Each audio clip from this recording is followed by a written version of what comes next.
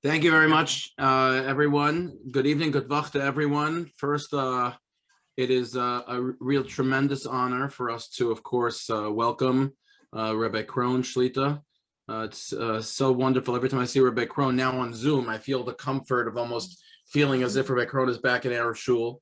We've benefited from so much of the energy and the warmth and the way in which Rabbi Krohn always touches our soul whenever he comes into shul. And Mir Hashem, we hope, Rabbi Krohn, that we'll be able to host you again back in the community. And please God, we're at a point where we're looking forward. We're looking at the light at the end of the tunnel.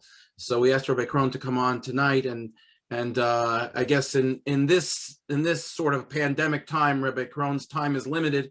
So we have him for a certain amount of time. Then another organization has him a little bit later tonight. So we appreciate you making the time for us.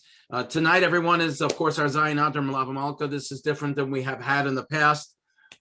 Usually, it's a time where we're able to recognize the work of the Chevra Kadisha. Much of the work of the Chevra Kadisha is geared and is aimed for being something which is very tzanua, very modest, very, as we would call it, shtillahite, very quiet, because the members of the Chevra Kadisha do what they do, not for the acknowledgement, but they do what they do just for the mitzvah. We call the Chesed Shel Emes. It's a true mitzvah by being able to help others and give to others in their time of need, and really being able to help the nifter who is no longer with us and cannot repay the Chesed. So as this year, we have seen really more than ever in our lifetime, in our generation, the need of a Chevra Kadisha, the valiant work of Chevras Kadisha in general, and how unfortunately at certain times this year, we were not able to provide and to be there for families. I think on some level, we tried as best as we could, but certainly in the height of COVID, very, very difficult to even be able to help families with Shiva as we normally do. And we hope that we are entering a phase in which we will be able to continue the work of the Chevra as we had in past previous years. And of course, a thank you to Avi, to Judy and Esther for leading the Chevra, and for everyone who takes care of the various areas of the Chevra, whether it comes to the Shmira, whether it comes to picking up the Nifter that we haven't been able to do recently, arranging for the Shiva and all of the details that go into the Sudas Avra and everything else. All of those individuals, you know who you are, and our community has a tremendous akara satov to you, because that makes our community what we are and so special. And with that, I think I turn it over to the chair of our Chevra, Avi Leib. I guess since I'm the chair, I'm sitting. Forgive me not standing. We'll cover that seaboard. Good evening, good vach, everyone. B'shus Rabbi Zwickler, Rabbi Shabbat, and Rabbi Krohn Shlita. Wonderful to have you here. So we just read this morning the Parshas Truma, Vayikhu li Truma. You should take from me Truma. Rashi says, Li Lishmi, really Lishma, for my sake. Interesting medrash. The medrash says, B'shash Amr Yisrael Nasav and Ishma. At the time that Klai Yisrael said Nasav and Ishma, Yadam HaKadosh Baruch Hu Moshe, right away HaKadosh Baruch Hu told Moshe Rabbeinu, Sheyom Al Yisrael, to tell Bnei Yisrael, Sheyasu Al Mishkan, we should make for him a Mishkan, a Mikdash. Shenemar, as it says in this week's Parsha, Dabrel Bnei Yisrael Veichli Truma, that speak to Bnei Yisrael and take from me Truma. And it goes on, V'yasli Mikdash B'shachanti B'sacham, and most of us are familiar. And you, plural, you shall make for me a Mikdash, and I will dwell amongst them. So the questions that come out to mind is, this medrash, what does Nasav Nishma have to do with Truma? Secondly, why, of course, the language of you shall take from me? It should be give, right? HaKadosh Baruch says you should give for me Truma. What's you shall take from me Truma? So if you go back to Nasav Nishma, it's a very pivotal time for Klal Yisrael, obviously with Matan Torah. The first thing is that Klal Yisrael said Nasav Nishma, that we will do, and then we will Nishma, we will hear, we will understand. Shama is Lashon Havana, a language of understanding, that they will do before they even understand, showing a tremendous commitment to their relationship to HaKadosh Baruch Hu. It is the epitome of Ben Adam LaMakom, that Klal Yisrael accepts the Torah not simply because we're supposed to or that's we like to, whatever, but really the highest level of we are committed to do even before we understand the circumstance of what happened. That is the height of Ben Adam LaMakom. Additionally, the Beis Levi, and I'm not going to go into the entire Gemara behind it, but the Beis Levi talks about that Nasav Nishma represented two Kabbalahs. One was the Kabbalah as a community, Klal Yisrael, that one was individually that we will do for ourselves, individually within the community, and one was individually for the community, meaning that one was a communal acceptance that we, Bnei Yisrael, Klal Yisrael, will accept the Torah, and the second one was not just me personally, because it does not say Esev Eshma, but Nasev and Ishma, we, that I have responsibility, I have a ravus, a part within my fellow Jew and all of Klal Yisrael, and therefore the Kabbalah was not just on a communal level, but on an individual level, and vis-a-vis the entire Klal, one having responsibility and being a part of the community. And that is a tremendous, the height of Ben Adam L'Chavero. Matan Torah was that time it was forged a relationship with HaKadosh Baruch Hu and Klal Yisrael, and Klal Yisrael within Klal Yisrael, as stated by Vayichan Sham Yisrael Neged Ahar, that the entire Klal Yisrael encamped as one opposite the mountain. That relationship of Klal Yisrael with HaKadosh Baruch Hu on that level, and that relationship of a Klal Yisrael within themselves and one to another, that warrants a mikdash. That warrants a mikdash, a holy abode that houses and brings together the community for each other and for the sake of Klal Yisrael. And we know that V'shachanti b'socham relates to the different Batei Knisos and Batei Medrash, all the gathering places of the Jewish people that come together for the sake of supporting each other, showing the love and achdus, unity between one another, Ben Adam L'Chavero, as well as their relationship with HaKadosh Baruch Hu, Ben Adam L'Makom. Now, why does it say take? Vayikhu you should see and you should give. So I think you have to understand what's the difference between giving and take. In a typical relationship, one gives and one takes. If you and I sit across each other from a table, I am giving you and you are taking from me. And the opposite, of course, if you are giving me, I'm taking from you. We're on opposite ends of the table. But if we are together, if we are one, if we have that relationship, more than simply an agency acting as a shaliach for somebody, but really part and parcel, we are part of our significant other, HaKadosh Baruch Hu, or a fellow Jew. So then I am not giving that other person. I am next to him, or her, I'm a part of him. And I'm procuring on behalf of me or us. And therefore, it's not a simple nesina of giving haphazardly, okay, here's something, I'm going to help you out. But rather, I am a part. I am procuring, I am taking, Vayikhu HaKadosh Baruch Hu says, no, our relationship is you don't sit across from me. You're next to me. We are one. And therefore, when you take from me, you're taking because we're together. And I think that relates to our relationship with HaKadosh Baruch Hu. And that also relates to our relationship within the community. If we are separate individuals that happen to coexist, then I give and you take, or you take and you give and I take. But if we are really one, if we are together on the same side of the table, if we are one, I feel and I am a part of you, I am not giving you. I am taking for us, or I'm taking for you, and therefore it's Vayikhu li. I think, not just our chevra, but I think that our community really, really just manifests that. It's really a community that feels, that really is a feel for each other. And lo aleinu, when we have be'ez tzara, a time of distress, a time of difficulty, how the community comes together. And it's not giving and taking between the community. It's the community taking for the community. Whether it's one person needs that help, the community is there and we're taking for us. Vayikhu li, vayikhu lanu. And as a community, that's what we do. And the chevra, when we act, it's not, it's a Chesed Shel Emes. I want to take it a step further. Not Chesed Shel Emes simply because it cannot be repaid. Chesed Shel Emes because that chesed is truly because we feel. And I have to tell you on a personal level, this chevra is so special because it's not just, and forgive me, just a chevra that we simply do a job.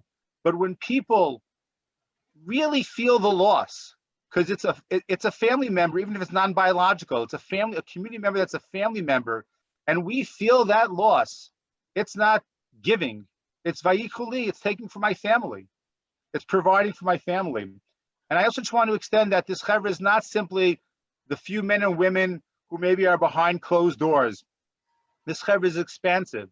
This chevra goes from, as the rabbi mentioned, from everything, and even during COVID, whether it was outdoor, Batei Avel, or Sadei Avel, or Chatzeri Avel, whatever you want to say, but Shiva setups, and along the lines and support, and even before, and please, God, Emir Hashem, very, very, very soon, Be back to Chadesh Yomeinu Kedim, the old days when it will be, when it's an entire community coming together. And therefore, HaKadosh Baruch Hu will look at us, please God, and say, you know what? As I always say, when you see such achdus and unity, when you see not just the chevra, but a community caring for each other, as I always say, please, HaKadosh Baruch Hu will say, the Tata, Avinu Shebashamayim will say, you know what? The kids are playing so nicely and get along so well together and help each other so much. It's really time to reward them with the Gula Shalema. And B'li Ayin Hara, notwithstanding the difficulties, and there were many difficulties regarding this pandemic, B'li Ayin Hara and Baruch Hashem, not just we did the best we can, a community within the borders suffered probably B'li Ayin Hara less than other communities. And hopefully that's a tribute and understand that Kodesh Baruch Hu looks down on us as a Kehillah together and looks at us favorably. On a personal note, I just want to quickly thank, and no one wants to thanks, but I just want to see a Kofar Batov. I want to thank Judy and Esther, Judy Levitan and Esther Stock, for their participation in heading up the women's division and what they do. And I know what they've done and how hard it's been sometimes. Yasher Koach, Tizkul Mitzvos. I want to thank Steve Malik, who assists me on the men's division. Thank you so much. And last, but certainly not least, our Rabbi Zwickler. I know he doesn't want to hear this, but I got to say it anyway. I won't the first time. But he does so much. He is not a hands-off rabbi. He is on. And the services that we've done and the level that we've come to as this little small community chevra is directly a result of him. I personally thank you for it. Thank you for it because it's made me a better person and a more committed Jew and chevra member. And I speak on behalf of all the chevros. So with that, I thank you all for listening. I thank you all for coming this evening. And I'm going to turn this over to Judy Levitan to read the departed ones.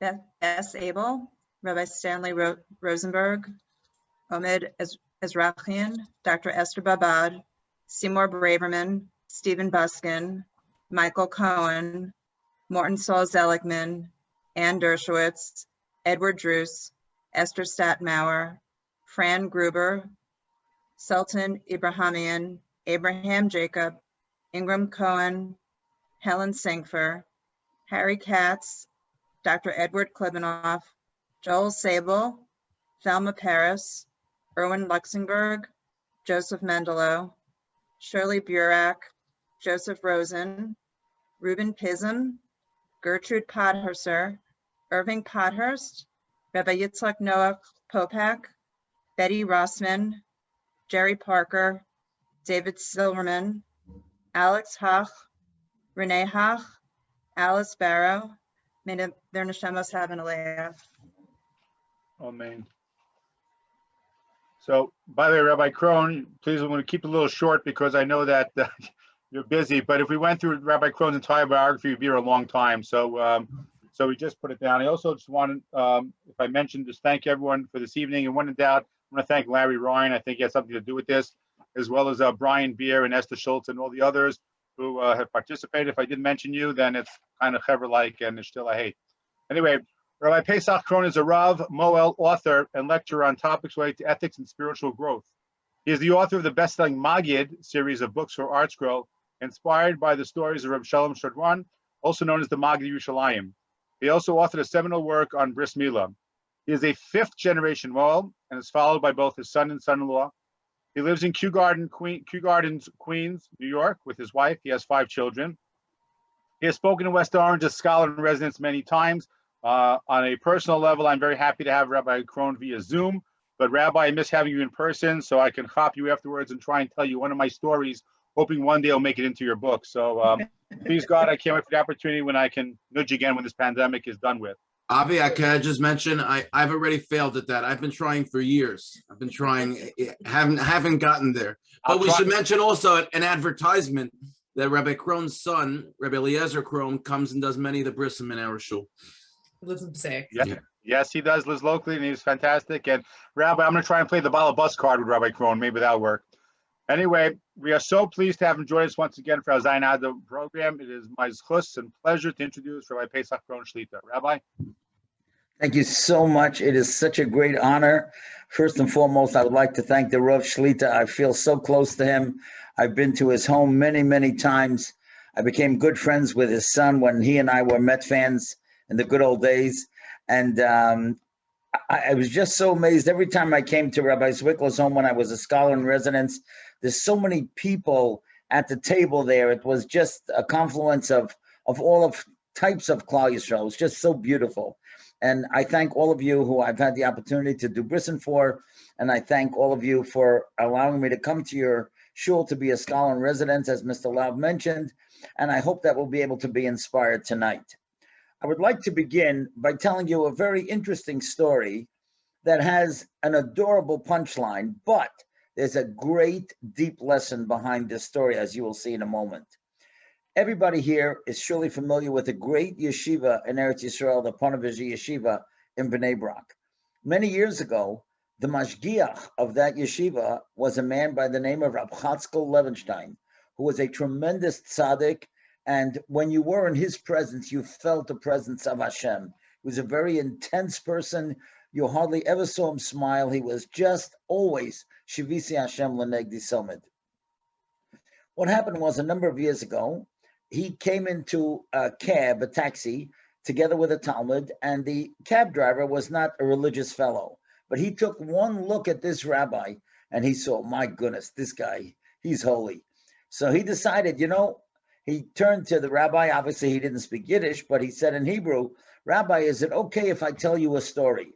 So Rabbi Chatzkel said, yeah, for sure, by all means. So he said, Rabbi, I want to tell you. You see, me and my friends, we just finished a few months ago, we just finished our tour of duty at the IDF, at the Israeli Defense Force. And we've been in the army, and we decided we've been there for a while, and now when we got out, we wanted to chill. And we wanted to go on a vacation that was very unusual. And we did some research, and we decided that there are no safaris in Israel, so we're going to go to South Africa. And we found out that the safaris there are very safe. And that's what we did. Me and my 4 friends, we took a plane, we went to South Africa, and we were on the safari. And the first 3 days, everything was wonderful. Experiences that we never had before, and it was fascinating and safe. On the 4th day, we were all sitting around schmoozing, and one of the guys said, I think I'm going to go out and I'm going to investigate on my own. And we said to him, what are you, crazy? It's dangerous. When you got a guard or you got a guide, so, that's fine, but you're going to go out on your own? He said, don't worry, I'll be okay. Well, he wasn't out there 2 minutes, and all of a sudden we heard him yelling and screaming, and we didn't know what happened. We ran towards him, and we saw the most frightening thing. This former soldier, there was a boa constrictor, a huge snake that had wrapped itself around this guy's stomach, and he was crushing him to death. And this guy was screaming and crying. He didn't know how to get out of that. And we ran over. We didn't know what to do either. We took rocks. We started throwing it at the snake, going to Geholf, and it didn't help. And we took branches off a tree. We started smacking that snake. Nothing helped. He says, Rabbi, none of us were religious. None of us. But we all knew Shema Yisrael. So one of the guys said to him, say Shema Yisrael. You're going to die. Say Shema Yisrael. And the guy, in the middle of his crying, he screamed, Shema Yisrael Hashem Elokeinu Hashem Echad. And Rabbi, like a miracle, the second he finished the word Echad, the snake loosened its hold on him, fell to the ground, and slithered away. It was unbelievable. So the Rav, Rab Chatzkel, said, so what happened to that guy? He said, what happened? The next morning he put on tefillin. And when he came back to Israel, he became religious. Him and his wife and his kids, they all became religious. So Rab Chatzkel said to the driver, and what about you?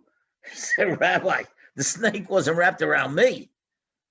Now, of course, that's the dumbest answer he could have given. What do you mean the snake wasn't wrapped around him? He saw it right there. He saw the miracle. But that's the koyach of the Yetzer Hara, right? You could see the miracle right there, but it wasn't wrapped around him. But the reason that I tell you this story is because COVID-19 was really wrapped around every single one of us. No exceptions. Now, as Mr. Laub mentioned, I hope that there was no death in any of the families, but we all know people who died. And we all know people who nebuch were on ventilators and respirators, and some of them, nebuch, they still need our tefillos. But even without the death situation and without the illness, every one of us was affected, either financially, socially, and certainly emotionally. And therefore, only if we had a Novi like Yecheskel, Yirmiyah, Yeshaya, would we ever understand why Hashem made this happen, why this past year has been as difficult as it is. But one thing we must do, as the Rabbi mentioned and Mr. Laub mentioned, we must be together. We must have chizuk. We must be together as a community. And to me, it is absolutely incredible that ZayinAdar has been designated as the day of Chevra Kadisha. Now, the simple reason, and then I'll tell you what I feel is a more deeper reason. The simple reason is Moshe Rabbeinu was born on ZayinAdar, and he passed away on ZayinAdar, and Hashem buried him. Only Hashem knows where Moshe Rabbeinu is buried. So therefore, the Chevra Kadisha that's doing God's work, that's doing the holy work, their holiday, so to speak, is ZayinAdar. As a matter of fact, I must tell you, my wife is on the Chevra Kadisha, and tonight, right after Havdalah, she ran out. She's doing 4 Taharas tonight in Queens, and there are others in different places. So I understand, and I watch, and I see the dedication of the Chevra Kadisha. But why? Maybe there's another reason, and I'll tell you why, what I think. You know, there's a very interesting pasuk in the Torah that tells us about Moshe Rabbeinu when he saw the sneh, when he saw the bush. Now, he saw the bush and it wasn't burning. It wasn't getting consumed. It was on fire. And the Torah tells us, Vayar Hashem kisor liros. If you want to look it up, it's a Shemois Gimel pasuk Daled. Hashem saw that Moshe Rabbeinu turned to watch it. Vayikra Elokim mitoch hasneh. Then Hashem called him from the bush. And the Medrash asks, why does the Torah tell us that Moshe Rabbeinu turned to look? Everybody would turn to look. If you were walking in West Orange and you saw a Hatzalah ambulance, you would turn to look. If Chas v'Shalom you saw a fire, right, you would turn to look. Everybody would turn to look. Why is the Torah telling us this? And the Medrash says those 2 words, sor liros, are not merely the fact that he turned to look. That was a definition of his personality. Vayar Hashem kisor liros. Hashem saw that Moshe Rabbeinu, he turned to see the problems of his brothers and sisters in Mitzrayim, and therefore, lefichach, the Medrash says, Vayikra Elav Elokim mitoch hasneh. That's why God called him. And now the same Rav Chatzkel that we quoted before, listen to what he writes in the Sefer Or Yecheskel. He writes in the Chelik of Noisa B'Oil, Mefurish lanu b'medrash. We see from this medrash, Sheschus Moshe, that Moshe, what was the merit that Moshe had that Hashem spoke to him and made him the leader? Lo b'shvil chachmasei, not because he was the wisest, or gadlusei, or because he was the greatest. Ela b'shvil shahaya noisei b'oil im Klal Yisrael. He cared for other people. That's how you become the leader, and that's what Mr. Laub was talking about. Caring for each other as a unit. That's how you become a leader. And that's why I think that those people on the Chevra Kadisha that care so much and they go out, and as the rabbi mentioned, it was this year so difficult for them in so many different ways, sometimes out in the cold in the fields and at the grave sites. And they did it. They were sore liros. They turned to look at the problems of other people and the problems of other families. And maybe that's the reason. That's the reason the Chevra celebrates on Moshe Rabbeinu's birthday and on his yahrzeit, because they, like Moshe Rabbeinu, were sore liros. Now, I'll tell you something fascinating. I don't know if any of you know anybody by the name Moshe Mordechai. Well, there was a great tzaddik, Moshe Mordechai Epstein. He was the Rosh Hashiva of Slobodka and in Hebron. But if you know anybody by the name Moshe Mordechai, I, as a Moil, can tell you why. Because anybody that's born on ZayinAdar has his bris on Purim. So ZayinAdar is the birthday of Moshe Rabbeinu. Purim, the hero, is Mordechai. That's how the name Moshe Mordechai came to be. And that's why many, many people, many boys and children are named that way. And I've had myself a few times when I've had brisin on Purim, and if their family wants to add a name up for whatever reason, I always tell them, if you're going to use Moshe Mordechai, you know, that's a great name. But I think on a night when we come together to celebrate ZayinAdar, to celebrate the idea of what Moshe Rabbeinu stood for, we have to talk about two things. Not only the Chesed of Moshe Rabbeinu, but what he lived for. He was our Rebbe. That's why the Torah is called Torah's Moshe. And so I want to share with you something so magnificent, a beautiful story. And you'll see again at the end how precious this story is, because the story was told to me by the person to whom it happened. You see, many years ago, there was a little boy, a 10-year-old boy, who was living in Gateshead in the northern part of England. And it was the autumn time. And he took a walk with his Rebbe in a park. And the leaves were beautiful, red and orange and brown and green. And as they were walking, suddenly a leaf fell off the tree. And it fell on a park bench. And the Rebbe stopped and he picked up the leaf and he said to the little boy, "My child, look at this leaf. This leaf thinks that it's free. It could fly wherever it wants. But he doesn't realize in 2 days he's going to wither and die. You know why? Because he's no longer connected to his source of life, which is the tree. And now he thinks he's free, but he doesn't realize he's not going to make it. After 3 days, he's gone." And then the Rebbe said to the little boy, "My son, you're going to grow up and you're going to meet all kinds of Jews. And you're going to meet Jews that say, I'm free. I could eat what I want. I could drive what I want. I could watch what I want. I could do what I want." But they don't realize that if they are not connected to the Torah, then they're not free. Then their children will not continue in their ways and the Yiddishkeit will be lost for them forever. Remember what I'm telling you. The only Jews that have a way of giving it over to the next generation is if they're Eitz Chaim Hila Malzikim Bo. They're holding on to that tree, which is the Torah. And that's what gives them strength for the future generations. And that little boy grew up. And that little boy told me this story. And that little boy is the Mashgiach in Lakewood today, Rav Matisyahu Solomon, who should have a refuah shlema, Matisyahu Chaim ben Etel. And I remember when he told me the story a couple of years ago, I said, "Do you remember the name of the Rebbe? I would love to quote him." He said, "No, I don't remember anymore." But what a great story. And as we come tonight to celebrate ZayinAdar, let us remember both aspects of Moshe Rabbeinu. The aspect of Sor Lerois, which of course is personified by the Chevra Kadisha, but the aspect of Torah's Moshe. Now I want to tell you something amazing. We all remember a couple of years ago, we all learned a new word. We never heard of this word before. Certainly I never heard of the word when I was growing up. And that word was tsunami. Didn't even know how to spell it. But now, of course, we all know how to spell it and we all know how to pronounce it. And we all remember what happened in Asia. And I want to tell you something fascinating that I once saw in a sefer called Ruach Chaim, which is a commentary by Rabbi Chaim Volozhiner on Pirkei Avos. And he writes like this.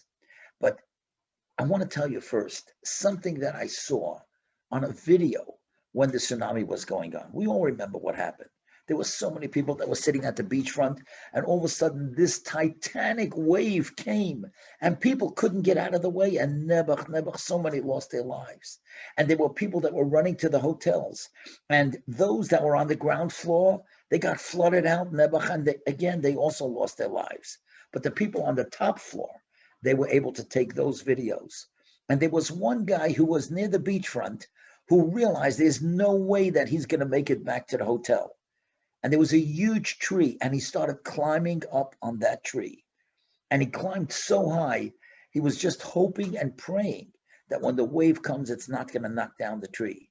And it didn't. And that's how he was saved. He weathered the storm, so to speak, and then he was able to come down. Now, I want to show you something that Rabbi Chaim Volozhiner writes.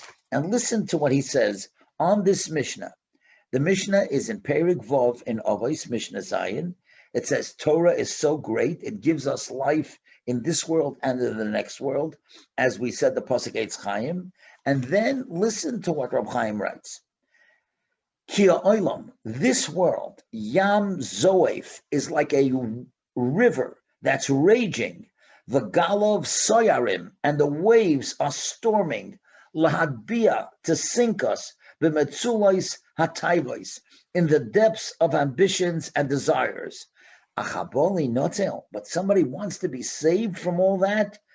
Let him hold on to that Eitz Chaim, That's the Torah. And that's the tavlin to the Yetzer Hara, v'taivasav. That's the medication to save us. We all have desires. We all have wills. We all have ambitions. And sometimes they're not the best. What do? We have to hold on to that tree like that guy held on to the tree for the tsunami. Because the ambitions and the desires are so strong like those waves of the tsunami. But if we hold on to that Torah Moshe, that's how we're going to be able to survive, and that's how we're going to be able to continue.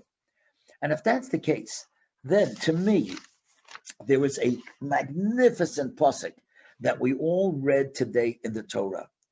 And I remember, many of you know that I've taken trips. There's an eye doctor in your community. I forgot his name, but I remember I went with him to Majdanek and we said a Kaddish. Moshe Roth. Thank you very much. I don't know if he's on tonight, but tell him that I remembered him. I will never, ever forget the Kaddish that he said in Majdanek for his mother. I will never forget that. So we went there, and I always tell people that in today's Parsha, we have something so incredible about the Kruvim, and you could look it up. And what I started saying was that when we went to the kever of Rabbi Yitzchak Elchanan, of course, Yeshiva University is named after him. Rabbi Yitzchak Elchanan Spector, the Rav in Kovna, the Kovna Rav. So he said this brilliant insight on the Kruvim in Shemois Chofei Pasuk Chof, today's Parsha of Truma. It says, "V'hoyu hakruvim porsei lamayla." The Kruvim, the wings, they spread upward. However, u'pneihem elachim. The faces of the two children were facing towards each other. And he said that's what a Jew is all about. On one hand, we reach upward in our Torah, in our Tefillah, we're reaching towards Hashem. However, we must never forget, as Mr. Laub kept on saying, we face each other. And that's what Moshe Rabbeinu was. He was that combination of Torah's Moshe, but Sar Liros. And that's what we have to learn tonight. When we get together on this virtual dinner, we have to elevate ourselves. We have to be those people that daven and learn Knafayim Lamaila. We face towards Hashem in those things of Ben Adam Lamakayim. But we must never, ever forget what it means to be that type of person, Pneim Ish Elochiv. Now, I'll tell you something amazing. All of us know that just a few weeks ago, probably it's about now 8 and 9 weeks ago, that one of the Gedolei Hador, Rabbi David Feinstein, passed away. Now, Rabbi David, I'm sure that Rabbi Zwickler and Rabbi Willig and all the big Talmid Chachamim can tell you that sometimes there are certain shilas that even a Rav is hesitant to paskin on. But the one they could always go to was Rabbi David Feinstein. He wasn't afraid to paskin on anything. Now, I had the opportunity to know him somewhat. I can't say I was close to him, but I certainly knew him. I had many times a bris in Tveres Yerushalayim when he was the Sandik, but he was a very soft-spoken, very humble person. And when he passed away, of course, I was looking and I was listening to the Hespedim, to the eulogies that were given on him. And then in Shevach High School, where my wife is the Hebrew principal, I was asked to come on the Shloshim to talk about Rabbi David Feinstein. So now I had to do some research because I wanted to know more about his life.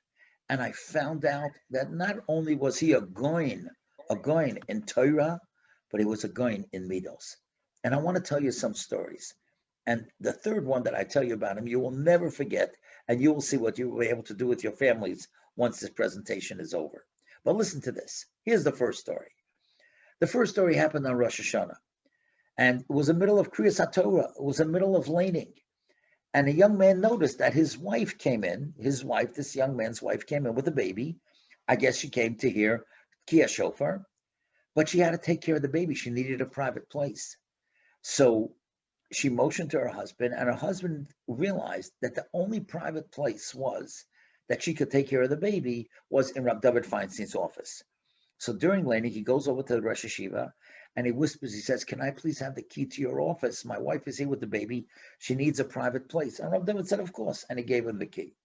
Fine. She goes into the office, and now it's after Kriyas HaTorah, and we all know that after Kriyas HaTorah and Rosh Hashanah, everybody begins to say the Lam Natseach. Everybody says it 7 times. And they're getting ready. The Baltakeh is getting ready to say those psukim that we say responsively. But Rabbi David was standing at the bima. He wasn't the the Baltakeya, but he was the Makri. He was the one who calls out. So he tells the fellow, the Baltakeya, don't start the psukim yet, just wait. And Rab David is looking around. Nobody knows who he's looking for. There's 300 people in the Beis Medrash. Why is he delaying Tkiyah Shofar? And finally, he sees that young fellow. He calls him up. He motions for him to come up. The guy comes up to the bima, and Rab David says to him quietly, is your wife finished in the office? And he said, yeah. He said, okay, now we can start the psukim. Imagine that. The Rosh Hashiva, the Gadol Adar, there's 300 people in the Beis Medrash. All he's thinking about is that woman who came for Tkiyah Shofar. Maybe she's going to miss it because maybe she's still in the office with the baby. That's the Pnei Mishal Ochiv. That's the Sor Lirois. That's godless. Here's the second story about Rab David. I can't get over this.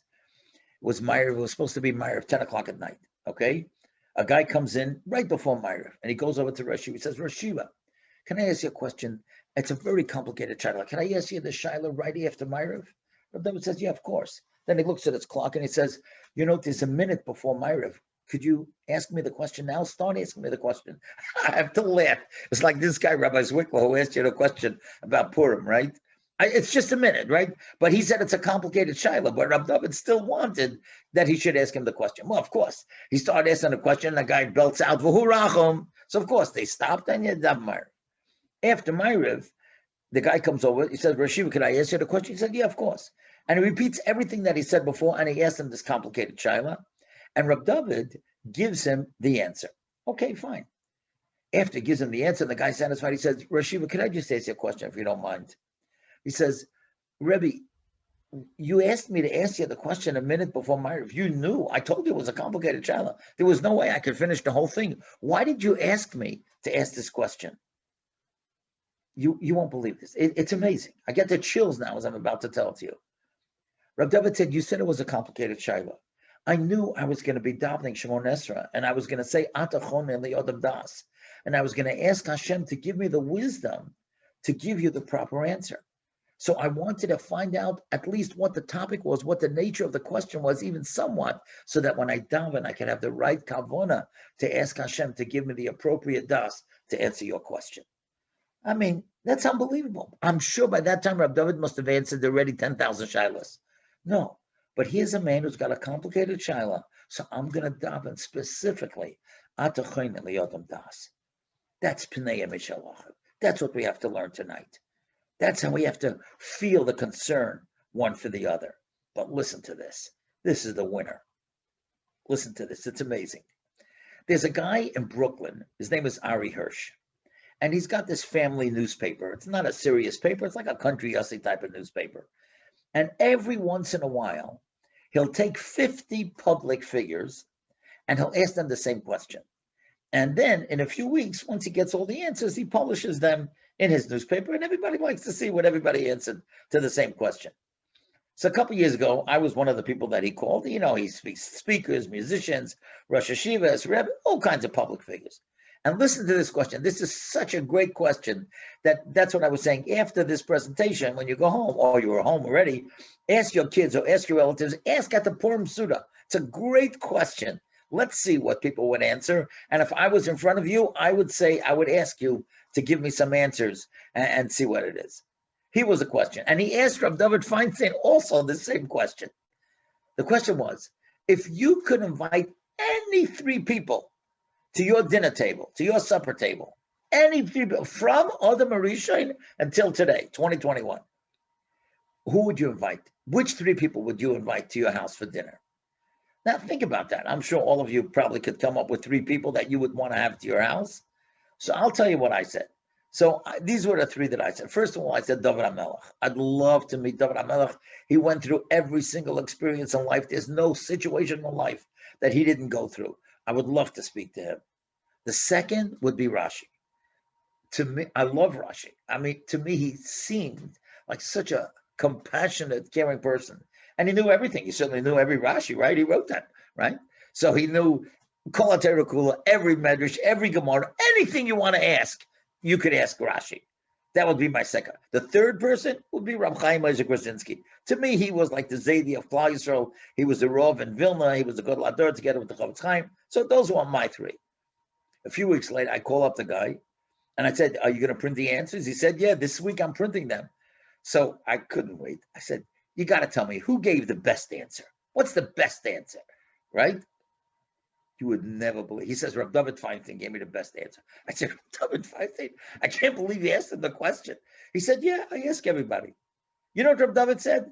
If he could invite any 3 people to his dinner table, he would invite 3 poor people. Could you believe that? That's amazing. 49 out of 50, including me, were thinking, oh, who would I have in my house, right? Boy, if I knew Rashi was coming, I'd get the videographer, right? If I knew David Melech was coming, I'd get all my kids with their cameras. They're thinking about themselves. That's not what Reb David is thinking about. Reb David is thinking about the poor people. That's Sor Lirais. That's Pnei Mishalachim. That's Moshe Rabbeinu. That's godless. That's the greatness of an individual. Now, I'll tell you something. I just heard this story a few weeks ago, and I just can't get over this story. It's amazing. What does it mean? Mika Amcha Yisrael. You can go crazy from these stories. Now, listen to this. This woman who told me the story, today she's a dermatologist, a frum woman. She was always frum. She was a dermatologist. She is a dermatologist today with 4 children. And she told me she grew up in Florida. And this was 30 years ago, before the internet. And her parents decided to go on Aliyah. She had already brothers and sisters that were in Israel. They decided to go. So she decided, what's she going to do in Florida alone? Now, she decided she's going to come to New York. She'll move in with a friend of hers. And like this, maybe she'll find a better shidduch in New York than in Florida. She'll continue in medical school here in New York. And maybe she'll get a good job, whatever. She was in New York only 2 months. And she became a Kala. She met a boy from Lakewood, and she became a Kala. Now, 2 weeks after she became a Kala, she decided, you know what? Maybe I'll go to Lakewood for Shabbos. And I'll spend Shabbos with my chassan. Now, of course, she's from Florida, and this was before the internet. You couldn't just go online and find out what the schedule at, Penn Station is. So, of course, she called up, and she finally was able to find out when the schedule was. And she knew that she had to get to Port Authority by a certain time in order to get to Lakewood on time. Now, of course, she's from Florida. She didn't know the train system in New York, so she got lost. By the time she came to Port Authority, it was so late already, there was only one bus that she could take. And when she runs to the booth where they're selling tickets for New Jersey, she sees the line. It is so long. How in the world is she going to get the ticket in time, to get onto that bus? And she's going crazy. She can't go back to her house in Manhattan because the other friend left already, because that friend said, you're going to Lakewood. I'm going to go someplace else. All of a sudden, a frum man comes over to him, a frum-looking guy. He says, excuse me, you going to Lakewood? He says, yeah. He says, here's a ticket. Here, take this. What do you mean, here's a ticket? Where's your ticket? He says, no, I got my ticket. And he shows him the ticket. She said, where'd you get the extra one? He says, look, I have kids in Lakewood. I don't go there every Shabbos. But anytime I go on Friday, and if I'm making the last bus, I always buy an extra ticket, just in case there's a frum person online, and how in the world are they going to get to the front of the line? So I always buy an extra ticket so I can give it to you. She says, every week you do this? No, only those weeks when I go late, and I realize that somebody else might be online and they're not going to make it. She says, I want to pay you. I said, no, of course not. I'm not going to take any money. She said, I want to thank you. What's your name? Are you Mr. Rabbi? He says, my name is Greenwald, but you can call me Ronnie. That's what everybody calls me. Now, if any of you people out there know Ronnie Greenwald, you know that was typical what he was all about. But even if you didn't know him, imagine that. Mika Amcha Yisrael. The guy's going to Lakewood. He knows that people are going to miss the bus. So he buys an extra ticket. That's really what it's all about. And I'll tell you, we're coming to the week of Purim. And many years ago, my son, Avram Zelak, who today is a Rebbe in the yeshiva in Waterbury, he once said something that was so incredible. I could not get over it. And you could check it out. You'll see. He was a kid. It was before his bar mitzvah. He said the word ish is equal to 311, and the word lireyehu is also equal to 311. And he says that's the hint. You have to love your friend just like yourself. You're ish, you're a person, lireyehu. You got to love your friend. That's really what we're talking about. That's what Moshe Rabbeinu was all about. But I want to tell you another thing. I think tonight, I want to give a suggestion. Now, a certain fellow here, and I want to give him credit because I really believe that this is really what we should be doing this year more than any other year. His name is Rabbi Yitzchak Warren. He teaches in the Chavetz Chaim Yeshiva. I know he's involved with Camp Nagila. He's a wonderful, wonderful person. And he came up with this idea, and I think it's a great idea. We all know that this Friday, it's a very short Friday, as the gentleman who asked the question to the Rav mentioned. It's a very short Friday. And we all have to do Shalach Manas Matanas Lavyanim. Perhaps this year, more than any other year, we should excel in the Matanas Lavyanim more than the Shalach Manas. Of course, we're going to give Shalach Manas. You have to do that. That's the halacha. But maybe this is the year, more than any other time, that we should be helping and giving Matanas Lavyanim. Now, I am positive that Rabbi Zwickler knows people in West Orange and the surrounding areas, just like Rabbi Shabbat. They all know people that Nebuch need money, but we don't know that they need the money. And if you give the money to these Heilige Rabbanim, they will give it out on Purim to those people who really need it. And of course, as we said before, it's embarrassing for those people, but the Rabbanim, they know how to do it. They've helped these people. And maybe this is the year that we should excel in our Matanas Lavyanim more than we do in Shalach Manas. Let's face it. My wife was saying, today we were talking, we're going to make less Shalach Manas than other years. First of all, it's a short, and nobody's coming to the house. We're going to set it up on the porch. We'll set up whatever we give on those boxes. We'll set up, nobody wants other people in the house now because of COVID. We understand that. So there's going to be a minimal amount of Shalach Manas that we're going to do. But I want to show you something incredible. I don't know if you ever noticed this. But, I noticed, in Parsha Shkolim, take a look at this word. You see this word, V'nosnu? Take a look at it. You notice something very interesting about the word V'nosnu? You can read it frontwards and backwards. Those words are called palindromes, like radar, race car, mom, pop, David, Yishai. I have no idea why a father and son are both palindromes, David and Yishai. Maybe there's a medrash about it someplace. Mr. Labo, if you ever find a medrash, give me a call. But the idea is, why is that a palindrome? And you know something? It is so incredible what the Balaturim writes on that pasuk. V'nosnu, take a look at it. Shmois Lamed pasuk Yud Beis. Im tikru enelam afreya. If you read it backwards, it's also v'nosnu. You know why? To tell you, Masha Odam Neisen L'Tzedakah. That which you give to tzedakah, the money that you give, the time that you give, the heart that you give, the talent that you give, Yachzerelov. It's coming back. You're not going to be missing anything. In Mr. Laub's example, when you give to somebody else and they give you back, there's a reason for that. You know why? Because Hashem keeps a scorecard. When you give to others, others will give to you. That's why V'nosnu is a palindrome. And so therefore, when you invest in tzedakah, especially this year, a Matanas Lavyanim, you're not missing anything. Give more than you've ever given before. Make sure whether you give here or whether you give to Eretz Yisrael, you'll figure it out already, which aniyim need it. But one thing is for sure, you're not going to be missing anything because of that, because it's a palindrome and it's going to come back to you. I just want to end just with this thing, and then we'll end with a fabulous story.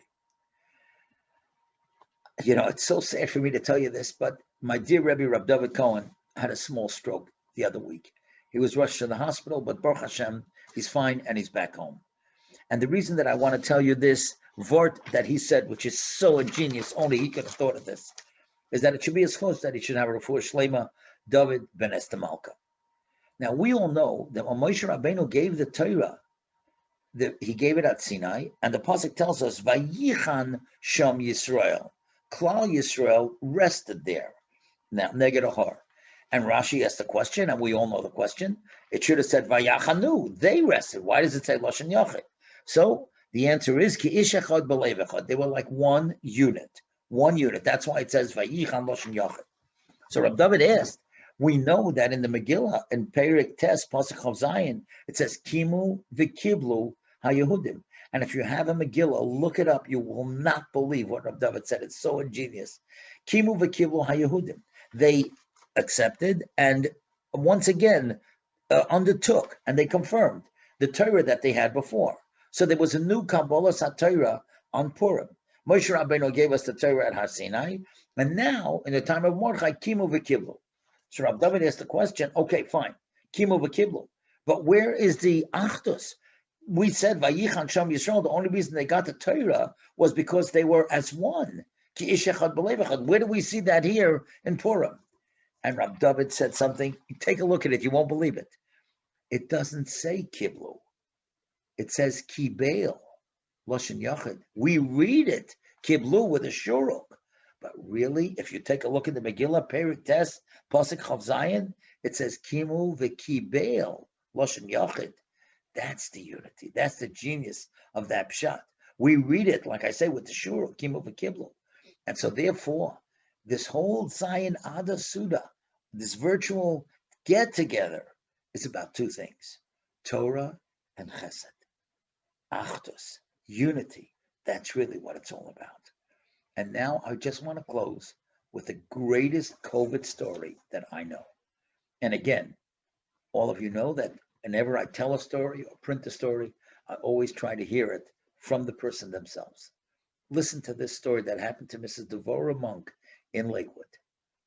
Now, last year, just at this time, when COVID was beginning and people, especially after Purim, when they realized they're going to have to be alone at the Sidurim, especially older women, they were frightened. Mrs. Devorah Monk told me never in her life had she been alone at a Seder that she could remember. Either it was with her parents or with her husband. And her husband never passed away shortly after they moved to Lakewood 6 years ago, not because of COVID. He had an illness. This was 6 years ago. But she moved to Lakewood because her children and grandchildren were there. But now, Peysach, she was going to have to be alone. And it was very, very daunting for her. Even though she had children that lived, 5-10 minutes away by car. And, someone even within walking distance. But young people were not going to the older people. And older people certainly weren't going to the younger people. So now she had a neighbor. Now, I spoke to the neighbors. But they don't want their name to be mentioned. I have to respect that. Let's call them the Beckers. So now, Mrs. Becker calls Mrs. Monk and says, listen, your dining room window opens up right to where our living room window opens up. There's only a little garden between us. So why don't we just do this the night of the Seder? We're going to move our dining room table into our living room. We'll open up the living room window. You open up your dining room window. You'll be able to hear everything that we're doing, and we can have the Seder together. It's true, you'll be home, but at least we'll do it together. She said, you would do that for me? She said, of course. Our children love you. You're like a bubby to them. Of course we would do it. Now listen to this. You could go crazy from this. The next morning, Mr. Becker calls Mrs. Monk and says, look, we don't want to just do this the first night of Peysach. What if it doesn't work? How are we going to fix it in time for the second night? Let's have a trial run. Let's do it Shabbos HaGadol. Could you believe it? Shabbos HaGadol is a few days before Peysach. So we're going to move our dining room table into the living room. You open your dining room window. We'll open our living room window, and let's see if it works. Imagine that, a trial run. And that's what they did. Sure enough, Friday night, Mr. Becker made Kiddush, and the kids sang Smiris, and she heard everything. It was lovely. So now she knew the Seder is going to be great. Fine. She tells me, Erev Peysach, there's a knock on her door. Who's coming? Erev Peysach. It's the children, the Becker children. They come with the Seder plate, with the Zroya, the Karpas, the salt water, everything that you would need for Peysach. It was unbelievable. So it's not only that they're going to do the Seder together, but they did a trial run, and they gave her a Seder plate. Fine. The Seder goes till 1 o'clock in the morning, and it's beautiful. 1 o'clock in the morning, she told me, she gets a knock on the door. She's thinking, what do you mean, who's coming? Eliyahu Hanavi came already a half hour ago. Like, who's coming now? And she opens up the door. It's her kids. Her kids and her grandchildren, they walk 20 minutes. They stop their Seder just to see how Oma is doing. In Germany, and the Yekisha people, they call them Oma. Fine. And she said, they say, Ma, well, Oma, how was the Seder? She said, what do you mean, how was it? It was fabulous. She said, fabulous? What do you mean fabulous? She said, I've been living here 5 years. I had no idea that the Beckers are German people like we are. Daddy used to sing certain songs all the years for Peysach. I had no idea they knew those songs. And they sang everything. And Mrs. Monk told me, I had no idea, that Yekisha people, German people, at the end of the Seder, they sing Adonai Olam, Yigdal, and Ein Kelokenu. She said, that's what they sang. And her son Yehuda starts laughing. And she says to her son Yehuda, why are you laughing? He says, Ma, I didn't want to tell you. But a couple of days ago, the Beckers called me, and they asked me if I would make a voice recording of all the songs that Daddy sang at the Seder. so that they and their children, they could learn the songs and they would sing it for you at the Seder. Could you go crazy from that? Yisrael. I mean, that's unbelievable. That's Sor Lirois. That's Pnei Mishal Achiv. That's Torah and Chesed all at once. That's what Moshe Rabbeinu would want from us. We should all be Jews like that. And as Rabbi Zwickler and Mr. Lab was saying, if we become Jews like this, Hashem will see. My kids are doing very well with each other. It's time I gave them the ultimate gift. And the ultimate gift, of course, is Mashiach.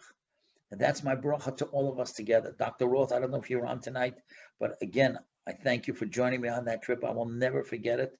And I say to all of you in West Orange or wherever there's listening, I mean, there's 81 different people on tonight, so there's got to be probably 150 people watching tonight.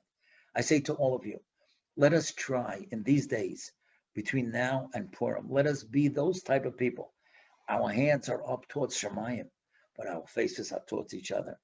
And I think if we learn that lesson, then we'll have done everything that Moshe Rabbeinu would have done, would have wanted us to do. And ZayinAdar will be a day that we could all remember. It was a turning point in our lives, that we elevated ourselves, so we should be zeicha to see Mashiach in our time, together, without masks, without social distancing, and be able to see each other up close. Again, thank you, Rabbi Zwickler, for inviting me, and thank you all for listening. Rabbi Krohn, it's unbelievable. Once again, you've given us tremendous chizuk. Started out our week so perfectly, and I think all of us were just thinking about that question of who we want to have at our table. I think everybody want to have Rabbi Krohn at our table. We have you and just keep you there. Thank you so much, Rabbi Krohn. We wish you a good Freilich and Purim, and everything should continue going well for you and your family. And Emir Hashem, we should be able to welcome you back in our community again to give us the chizuk that you gave us tonight. Thank you so much. Regards to the family. Thank you so much for having me. Thank you, and let's go Mets. Thank you to Larry Ryan for putting all of this together, and to Brian Beer, and to everyone who made this night so special and who continues to do all of the amazing work for the Chevra. This is one committee that we hope, Emir Hashem, should become obsolete for our shul, and that Hashem should take all the tsar, all the difficulty away from Klal Yisrael, and that we should join together and celebrate Smachos together. Wishing everyone a wonderful week, a Freilich and Purim, and a great night.